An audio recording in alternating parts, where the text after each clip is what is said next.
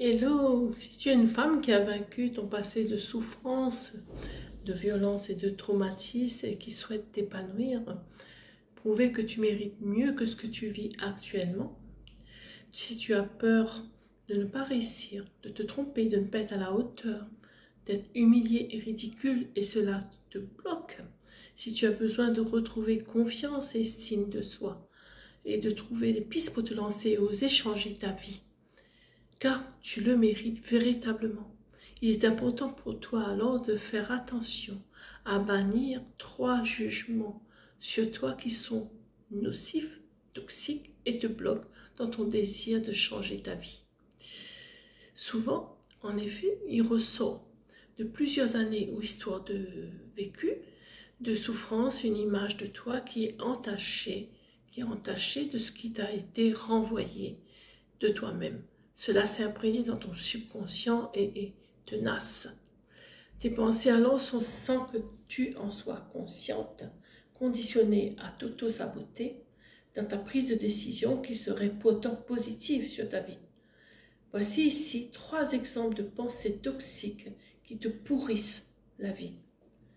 La première pensée, c'est de dire que je ne suis pas bon ou bien pour faire quelque chose. C'est une pensée négative et insécuritaire, car tu es alors persuadé de ne pas être à la hauteur de tes ambitions. Mais penses-tu réellement que tu n'es pas capable, pas assez bien, pas assez bon?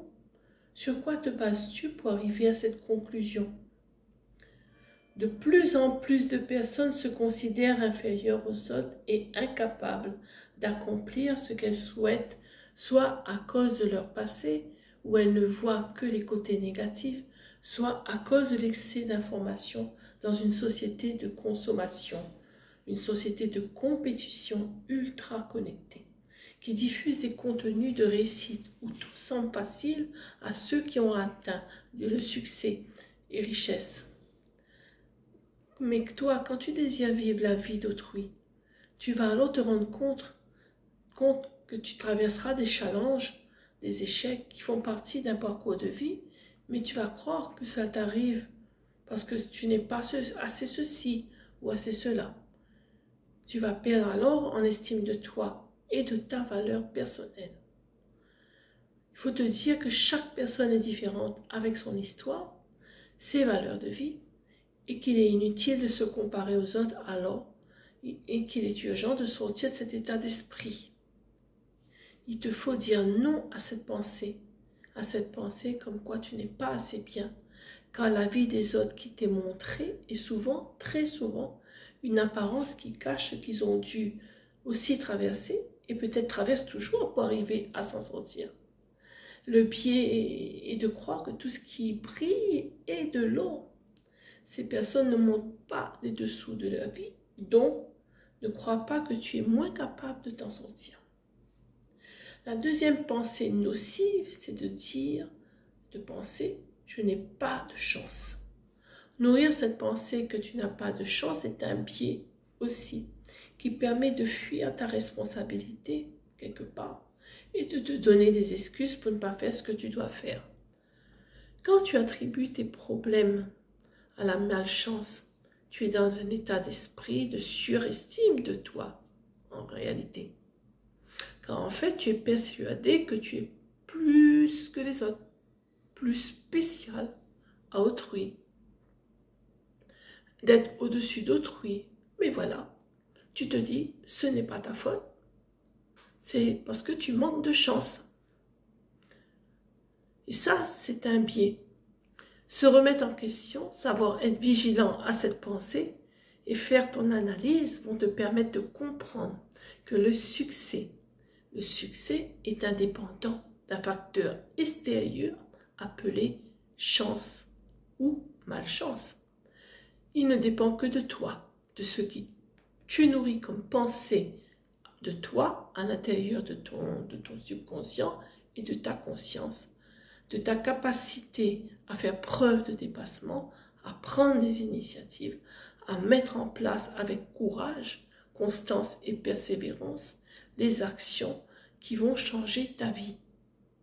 Qu'importe si celles-ci sont au début ou pendant, pas toujours couronnées de succès, mais pouvoir toujours te relever et réessayer. C'est ainsi que tu amèneras de la, entre guillemets, chance dans ta vie, parce que tu auras un état d'esprit qui est différent, qui est positif. Et ça va t'aider à te parvenir à atteindre ta vie idéale. La troisième pensée, c'est de se dire que tout ira mal.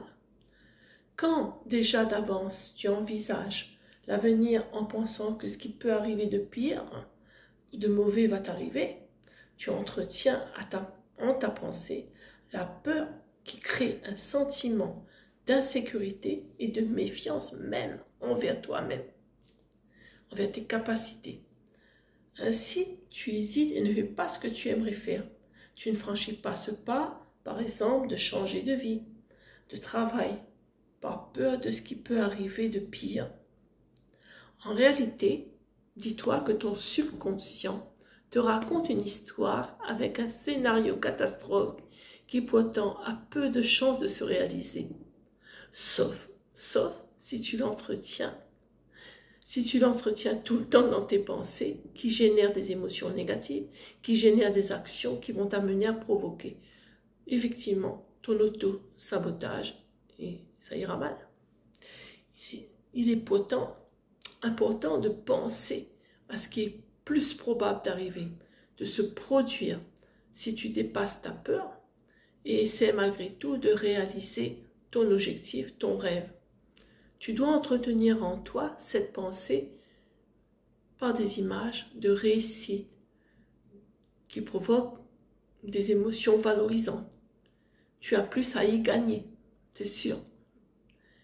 Et te dire que si cela ne se passe pas comme prévu, la pire chose qui peut arriver n'est pas de perdre ta vie, parce que ce n'est qu'un élément de ta vie, mais de te sentir mal à un certain moment.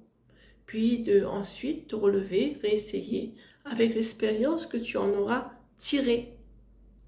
Voilà les amis, je suis Corinne, d'ABC Corinne Conseil Coaching, conseillère en communication et coach en mieux-être. J'apporte aux femmes en survivance comme toi, conseils et outils en les accompagnant sur leur chemin de résilience, afin de se lancer et concrétiser leur objectif d'une vie alignée à ce qu'elles désirent. N'hésite pas à commenter, partager, liker et me joindre en DM pour plus de renseignements ou plus de détails. À très vite pour de nouveaux contenus.